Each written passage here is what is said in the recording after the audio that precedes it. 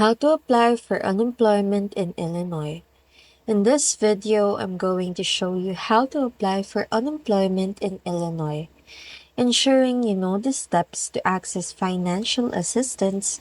To apply for unemployment in Illinois, visit the Illinois Department of Employment Security website or go to an IDES office.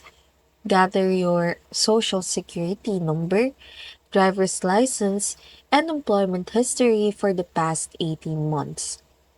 Create an account or log in to file a claim online. Fill out the necessary information about your work history and the reasons for unemployment.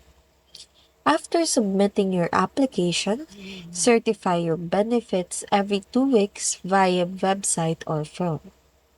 With this process in mind, you can navigate the unemployment application smoothly and get the assistance you need.